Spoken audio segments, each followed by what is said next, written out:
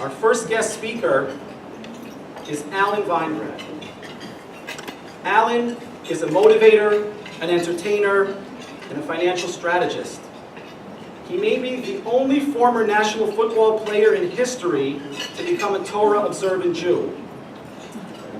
Now, I learned tonight that he never had the pleasure of playing for the Patriots. But hey, nobody's perfect. Alan has shared his inspirational message of optimism, personal excellence, leadership, and spiritual connection to corporate and business audiences worldwide.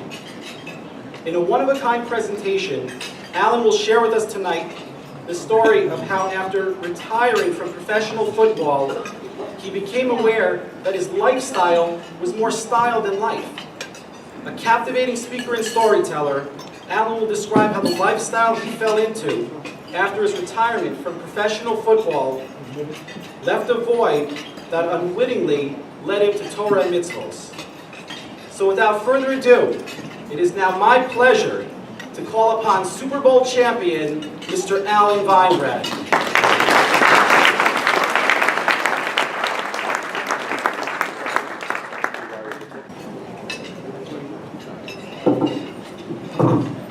Good evening, rabbis, community. It's an honor for me to be here tonight. I landed just a few hours ago at the airport.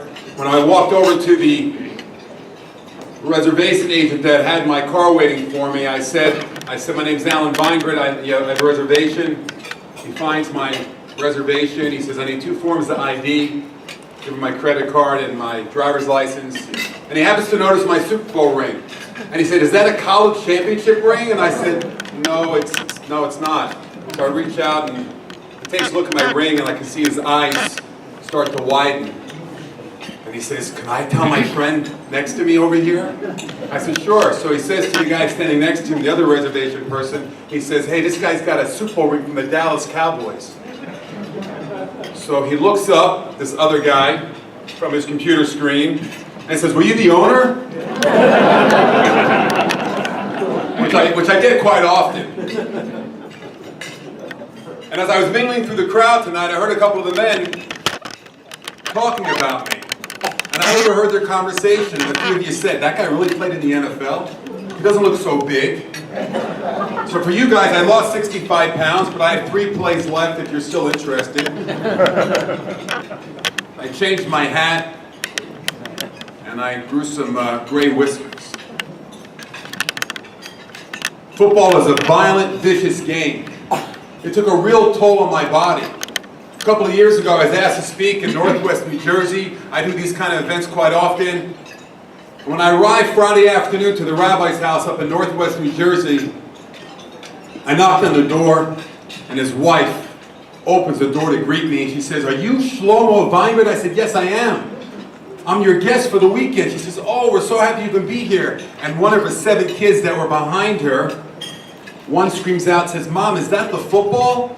And she corrects him and says, no, he's not the football. He's the ex-football player. He's here for Shabbos. He's going to speak tonight at the dinner. So after a few minutes, she takes me through the house. I'm stepping over the toys. And she says, come, please, let me show you to your room. Takes me to my room. She says, what can I get you to eat? What can I get you to drink? I said, nothing, I'm fine. I ate on the way, and I had something to drink on the way. I don't need anything. But I wouldn't mind a little peace and quiet before Shabbos. Would you and your kids exit the room? She said, sure. She starts to close the door. I said, Rebbitzin, excuse me. My neck is killing me. Football really is taking a real beating on my body. And if I can get a bag of ice that I can lay down with for an hour, that would really help me. She starts to shake her head and says, I'm sorry, we don't have any ice. I found this to be extremely unusual. With that, she starts to close the door again for a second time. I said, excuse me, Rebbitzin, do you have a bag of peas, frozen corn? Because that would also help my ailing neck. She shakes her head no. She goes to close the door for the 3rd time, and her mind triggers something, and she opens the door. She says, guess what? We have some frozen gefilte fish. And I said, you want to put that on my neck? Anyway, she found some ice. Well, by way of introduction, I was born in Brooklyn, New York. We have one, we have two. We always have somebody from Brooklyn in the audience. And in 1972, my family relocated to South Florida. And I've been to Boston many times, and I know you have a passionate, loving community for sports, so you guys know what happened in 1972 in the world of professional football. The Miami Dolphins went on to win every single game, and can you imagine if you were 9 years old, you just moved to Miami, and you watched the Miami Dolphins win every single game. They became my entire life. And my brother's life. My father, a blessed memory, bought season tickets, would take me and my brother to all the Dolphin games. And at the age of 9 years old, besides going to public school and playing football, I was being schlepped every Tuesday and Sunday to Hebrew school to study and learn the most boring subject on the planet, the history of the Jewish people. And it was not fun or exciting for me. And the person that was teaching me was the age of my great-grandfather. We had no connection. But mother said, you have to become a bar mitzvah boy, so I would go. And quite often, I would wait out front and I would wave to my parents as I would drive out of the parking lot. And when they got out of sight, I got out of sight. I wouldn't go inside the building. I'd walk across the street and I would skip rocks into the lake because I so dreaded going to Hebrew school.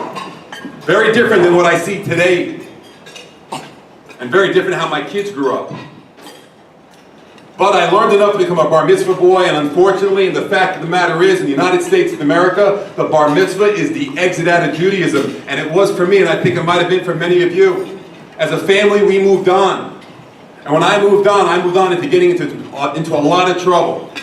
I was on the streets of Miami getting into trouble, and I realized at the age of 14 that I got to take my trouble to the next level and go out for the high school football team. But this time in my life, I'm 6'4", 200, not even 200 pounds, not the physique of a football player. So I immediately went to the weight room and I said to the strength coach, "Coach, show me how to lift weights." So he and I started pumping iron together. And by the time my senior year ended, I was 6'5", 200 pounds. Not the physique of a football player, and worst of it is, I was slow. But fortunately, I had a very good ability to throw the discus further than anybody in South Florida, which enabled me to get a college scholarship to a small school in Northeast Texas called East Texas State University. It's located 65 miles northeast of Dallas, Texas, in the Bible Belt of the United States of America. And here's the news flash. It's not our Bible. Alan Veingrad from Miami via Brooklyn, New York, they never met before. And I started to hear quite often, what is it like to be Jewish? I didn't really know. And quite often I would get questions about Jews eating matzah during Passover, and Jews lighting 8 candles for Hanukkah. And why did Jews do this, and why did Jews do that? And I didn't have any of the answers. So I would do what anybody would do. Call home and ask mother, "Mom, why are we supposed to do this, and why are we supposed to do that?" Don't tell anybody outside this room. My mother, I think, also skipped Hebrew school. As she tells me quite often, you should call Bubby. I think she knows those answers. I never experienced anti-Semitism during the 5 years I spent at East Texas State University. I experienced good Christian Bible people that had a love for religion and a fear of God. And maybe start to ask myself a lot of questions.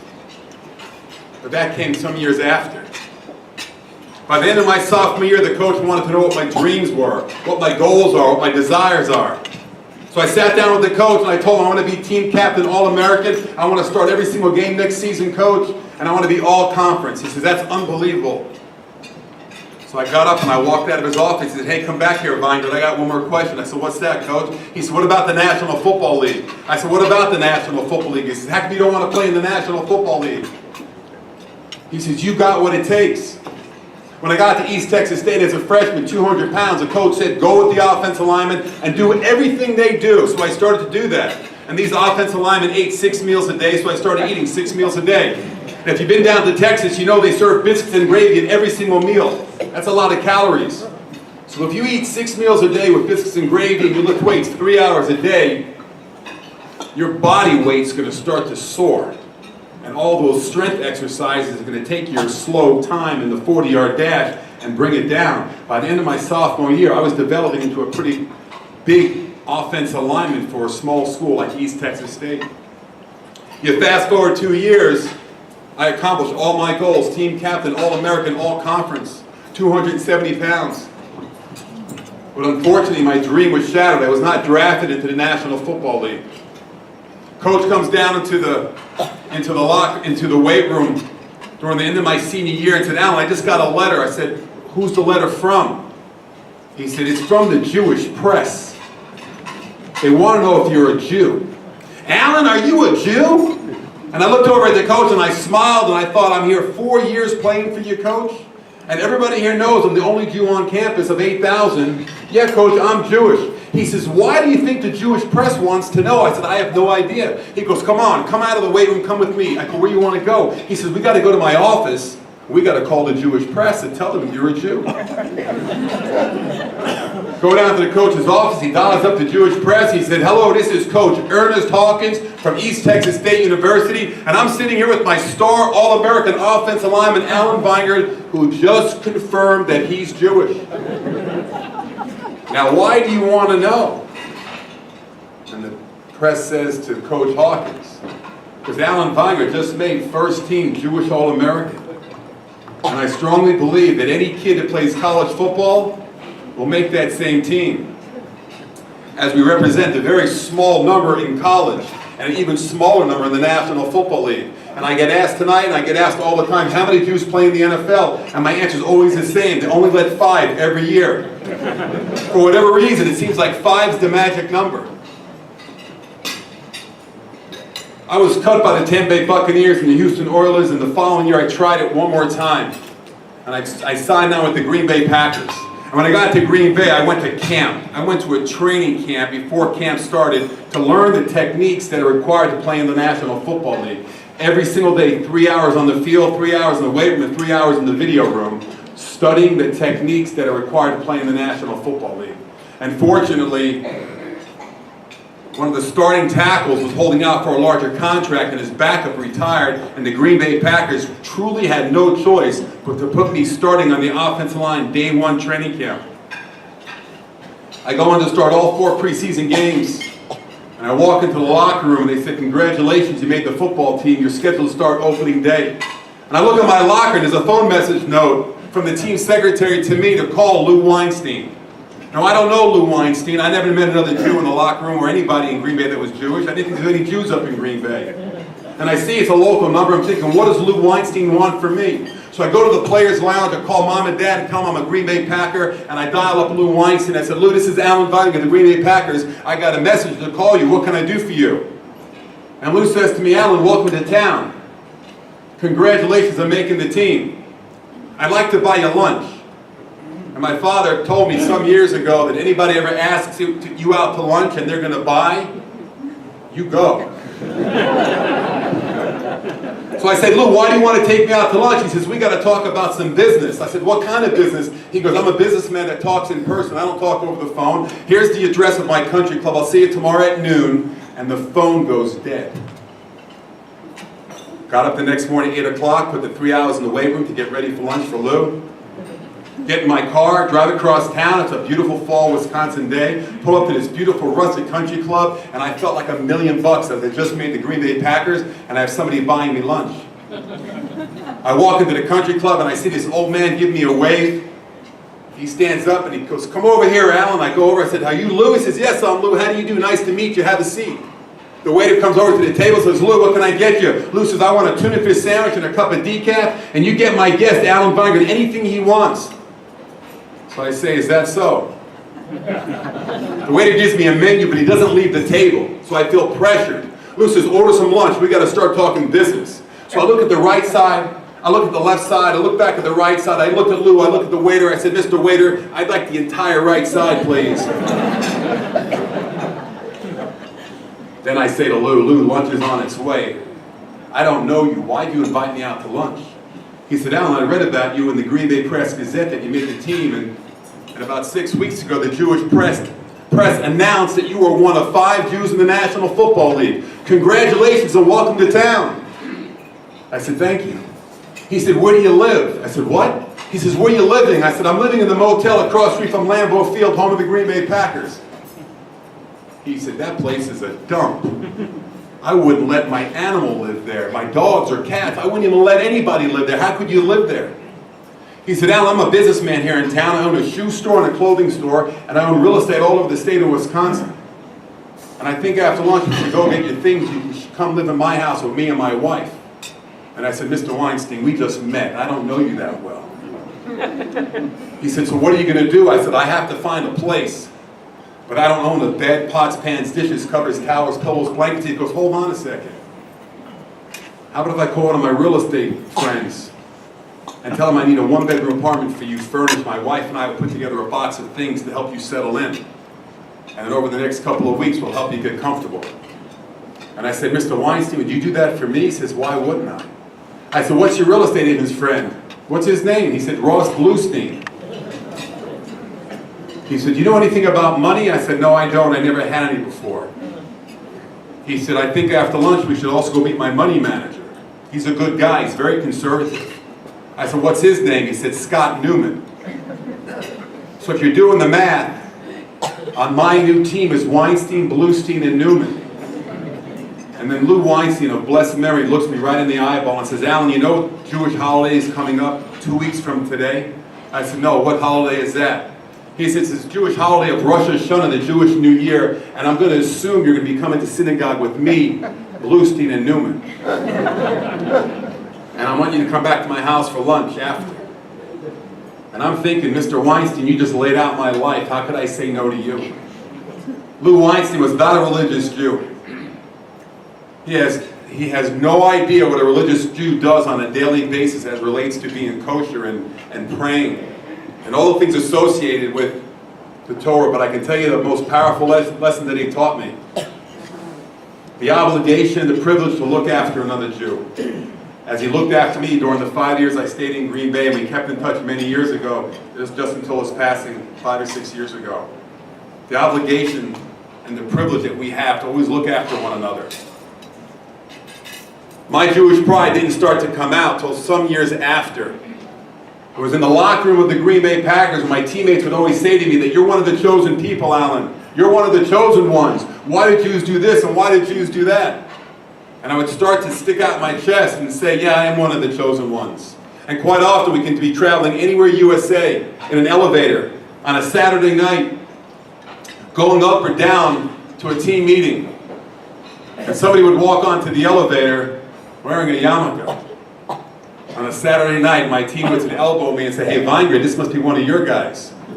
And I would smile and I'd say, yes, one of my guys. But after a great 5 years playing for the Green Bay Packers, coached by legendary Forrest Gregg, I signed a contract to play for Hall of Fame coach, Super Bowl winner Jimmy Johnson, in a rough, tough environment. But fortunately, I was there. We won 1 Super Bowl during the years that I was there. And right after the Super Bowl, I said, Coach, it was great, but it's time to move on in life. Moved back to South Florida, got married to a Jewish girl, and started to live a life that anybody would want to live. Playing golf every single day, working out, bought a big house, and life was grand. 2.5 years into retirement, I got a phone call from my cousin Dr. Jonathan Rubin of Miami Beach, Florida, that said, Alan, how's your retirement? I said, it's great, cousin Jonathan. He said, how about coming to our house for supper on Friday night for Shabbos? As my cousin Jonathan's a religious Jew. He was also my doctor during the 7 years I played in the NFL. The guy that I would call every time I would get hurt, after I called my mother, of course. So cousin Jonathan invites me and my wife and a new baby to his house on Friday night, and I only went out of respect. So I knocked on the door to his house this particular Friday night. He opens up the door. He said, Alan, welcome, welcome. Good Shabbos, come on in. I take 1 step into his house, and I say, Cousin Jonathan, what is that smell? He said, it's Shabbos. I said, come on, for real, it smells like some bread's cooking. What is that? He said, it's homemade challah. Your cousin Abby's an amazing gourmet cook. And I said, I can't wait to get my hands on this challah. Where is it? He said, give me a few minutes, it's coming out. And all of a sudden, his 4 kids attack the table to see Cousin Alan, the ex-football player. They start singing Shalom Aleichem. I can't sing anything. I don't know any of the words. And after he sings, he says, come on, let's go wash. I go, wash what? He goes, we're going to wash before we get the challah. I said, I washed before I came. He said, no, come with me. And he takes me to a special sink, and he shows me how to wash my hands. I've never done this before. Tells me what to say. They go back to the table. He pulls back the challah cover. He holds up the two challahs shaped like a football. Golden brown, and steam is rising off the top. I am salivating. He says a motz, he puts it down, cuts into the challah, takes a bite, passes a piece to me, and it melts in my mouth. And I look over at my cousin Abby. I said, Cousin Abby, this is the best bread I've ever had. She said, Cousin Alan, help yourself. So I reached down, I grabbed that second challah. And I ate a challah and a half that night. And 2 pieces of salmon teriyaki room temperature, 2 bowls of matzo ball soup, 4 pieces of chicken, 5 pieces of brisket, and all the side dishes. And in each course, each of his kids came to the front of the table to give divrei Torah, words of Torah. And all I could say that night was, could you pass the chicken? Can you pass the brisket? Can I get some more of the broccoli salad? Coming to the end of the meal, Cousin Jonathan saw how much I was enjoying this particular dinner. He said, Alan, do you want a cup of coffee to go with your pecan pie and your apple pie? I said, you betcha. Then I elbowed the wife and said, honey, let's go. And I stand up and I thank him very much for having us for Shabbos. And he said, I just have a question for you, Alan. I said, what's that, Cousin Jonathan? How about going to a Torah class? And I thought in my mind that I was tricked. I knew it. I knew there was an agenda here. I said, Cousin Jonathan, I'm happy to go. Call me next week. The following Monday, Rabbi Moshe Grunstein of the Young Israel of Bal Harbor, back many years ago, was a traveling rabbi. And he did outreach in the South Florida community, teaching Jews about what the Torah says. He calls me up and he invites me to our Torah class the following Wednesday, and I went to one Torah class. And for 59.5 minutes of the 1-hour Torah class, I did not listen to the rabbi. Because it reminded me when I was a kid, it wasn't meaningful, it wasn't inspiring. But 30 seconds to go into class, Rabbi Moshe Grunstein looked me right in the eyeball, and he says that if you focus your life on materialism, you'll have a life meaningless and purposeless. And I thought the rabbi was reading my mind. With that, he closes up the Chumash. And I was truly inspired by those few words. And I went up to Rabbi Moshe Grunstein and said, Rabbi, how are you connecting the Torah portion of the week to meaning and purpose? Because that particular Torah class was in a multi-million-dollar house that evening that one of the doctors in South Florida was hosting. And all I was doing for that almost hour was looking around this beautiful house. And he knew what I was thinking, or I thought he knew what I was thinking. And so I said to the rabbi that I was really moved by those words. Are you meaning to tell me that the Torah is about inspiration? He said, that's exactly what it's about. Your cousin tells me you used to play in the National Football League. I said, I did a few years ago. He said, this is your new playbook. This is a battery pack. This is going to show you how to live a more meaningful and purposeful life. It's to tell you what to do and when you get there, how to do it. Just like it taught you in the National Football League, that playbook. So I went back to another class that I went for 7 years or 8 years of classes with Rabbi Grunstein. And I did nothing with the information but keep it inside. And I flew to Israel with a friend, came back wearing a yarmulke and a pair of tzitzits. My wife bought me a pair of tefillin. And some of the rabbis in South Florida started to invite us to their homes for dinner every Friday night. And after about a year, I said, I can't come anymore, Rabbi. Why? Why can't you come? You and your wife and your kids. You love coming to our house. I said, because I'm not driving anymore, and I want to have Shabbos in my own house, and I want to conduct my own Shabbos meal on Friday night. Could you imagine going through such a life change from playing in the National Football League to becoming an Orthodox Jew? What your friends would say to you, what your brother would say to you, why are you doing it, Alan? You're a party guy, you're a party animal. This is not who you are. My mother said, I kind of like this idea. Can I come for Shabbos? So I said, sure, Mom, you got a spot. But I'd like to really close my story by telling you about my father. Men, could you imagine being 5'9"? I think most of you can. And you raise a son to be 6'5", 285 pounds, to play for two of the most heralded teams in the world, the Dallas Cowboys and the Green Bay Packers. And your son has the ability to fly you many times to Green Bay or to Dallas. 10 years after retirement, I start wearing a yarmulke and keeping Shabbos and eating kosher. And And my father says, "Why are you doing this, son?" I said, "Dad, because I like it. And it makes me feel really good." "Dad, it's not what I always thought it was, and I think you should check it out." He said, "I'm not checking anything out. Don't push it on me, son." So I said, "Fine, Dad." I said, "I can't meet you anymore on Wednesdays at our local restaurant that we used to go to, but I can meet you at a kosher restaurant." He says, "I'll continue our father and son lunches on Wednesdays at any restaurant you want, son." So every Wednesday, my dad and I would meet at a kosher restaurant in Hollywood, Florida. And I kept asking my dad, "Dad, why don't you come Friday night to spend some time with your family around the Shabbos table? And we'll talk some words of Torah." He said, "It's not for me, son." So after a year and a half of asking my father, I thought I'd have to use some trickery or magic and being somewhat of a salesman. I said, "Dad, next Wednesday I got a really big meeting during the day. I can't meet you for lunch.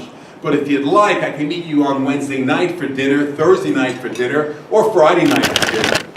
And he said, "Don't be a wise guy about the Friday night routine. I'll meet you Thursday night." I said, "Good, because it's Rosh Hashanah. And we're having dinner in the shul with our entire community, and I bought you a seat next to me." He said, "Fine, I'll come." The following week, my dad meets me in shul. And he enjoyed his time. And he enjoyed the rabbi's words around the table. The following week, we got together for our father and son lunch. And my father tells me, I want you to have this check." I said, "What's the check for?" "I mean, I bought you dinner last week." He said, "It's not for you." I said, "Then who's it for?" He says, "I want you to give it to your rabbi friend." I like what he was talking about. I almost fell off my chair as I saw my father give me tzedakah, charity, which I never heard as a kid growing up, that it's our responsibility to give money to a synagogue or to an organization or to the homeless, or whatever we want, but we should be giving money. So my father gives me this check. I almost fall off my chair. So I felt my father was vulnerable, so I said to my dad, "Dad, how about coming to shul on Shabbos? Just come for the Kiddush. Most of the guys just come for the Kiddush." He says, "Fine, I'll come for the Kiddush." So he shows up at 12 o'clock. And he came the following Shabbos at 12 o'clock, and the following Shabbos at 12 o'clock, and the following Shabbos at 12 o'clock. But the 4 Shabbos that he came to, we were only sitting with 9 guys. There was a small Chabad in downtown Fort Lauderdale that me and my family helped start some years ago. And as my dad walked in, the rabbi jumped to his feet and said, "Label, Ben Yerachmiel," and he calls him up for an aliyah. And after my father's aliyah, he came and sat in the front row and was crying his eyes out as I felt his neshama, his soul was on fire. And the next week, we got together for our father and son lunch. And Dad says, "I want to talk to you about something." I said, "What's that?" He says, "Don't talk though, just listen." He reaches out and grabs me by my hands and he says, "Son, I was so proud of you when you played for the Green Bay Packers. Wow, did we have a good time up there. I was so proud of you when you played for the Dallas Cowboys. And the trip to Pasadena for Super Bowl 27 was the highlight of my life. I was so proud of you wearing those football helmets, but I want you to know that I'm more proud of you today wearing a yarmulke on your head than I ever was with those football helmets on your head." I said, "Dad, there are no words greater than those that you can tell me. I believe we're all living amazing lives. And as a former offensive lineman, I can assure you we never looked at the end zone, we never focused on the goalpost. We knew to be successful as a team, we had to move the ball down the field inch by inch. And I believe, being a Jew, we got to move inch by inch. Wherever we're holding in our lives. I know the rabbis a little bit. I've been talking to one of them quite a bit over the last few months about the event. But I'm quite sure that they have the ability to teach you inch by inch to continue growing wherever you're holding in your life so you can live that most meaningful and purposeful life. I wish you all unbounded success and joy in all that you do. And again, it's a real pleasure for me to be here.